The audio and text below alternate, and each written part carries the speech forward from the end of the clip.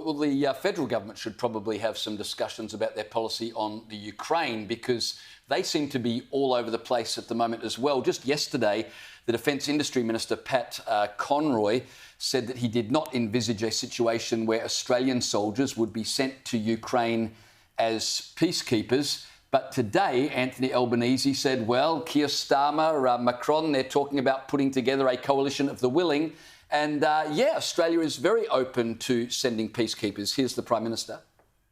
There's discussion at the moment about potential peacekeeping.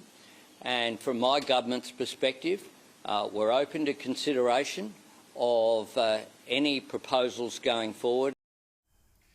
I'm trying to guess what Chris Minn's view on peacekeepers would be. I don't know if you saw he was just daydreaming. Just really not happy at all. Peter Dutton has a completely different view when it comes to Australia's obligation in Ukraine. In terms of whether we should have boots on the ground in Ukraine, I don't support that. I think the Europeans have that task, and I think what President Trump's pointed out is that the Europeans need to do more in the defence of Europe. And that's a statement of the obvious. Listening to Anthony Albanese say, I'm very open to sending diggers to Ukraine as peacekeepers, I'm thinking there must be a large Ukrainian population in Western Sydney.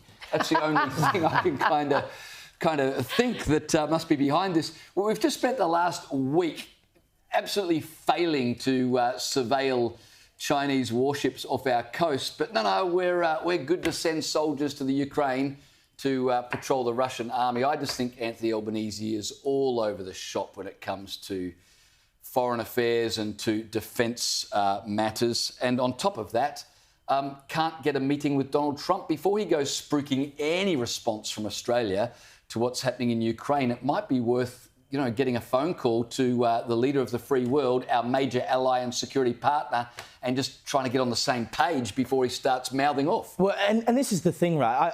I'm not so perturbed by the idea of peacekeepers. I mean, we've been involved in peacekeeping for a long time. I think we're still in Sudan. We were in Cyprus until 2021. We've been there since the 60s. We don't tend to lose people on peacekeeping missions because you go there after a war has ended, but the war is still going. So why are we talking about we'll send peacekeepers when we literally have not negotiated an end to this war yet? The effort at the moment should be to get the war over before you start talking anywhere near sending peacekeepers in. Dutton is correct, though, and this is the point that, of course, Trump has been trying to drive, that this is a war in the European zone, and the only reason that Ukraine has been able to not repel Russia, because, of course, Russia has taken territory, but been able to sustain the war to this extent, to this point, is because the US has funded it.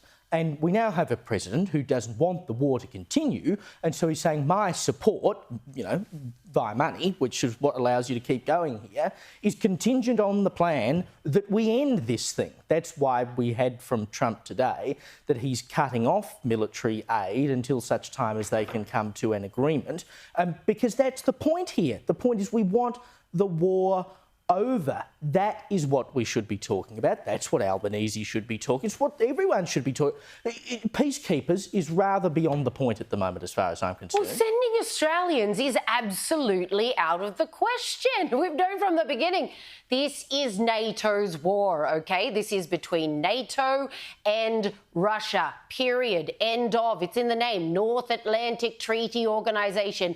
Are we a member state? No. Are we anywhere near the North Atlantic? Absolutely not.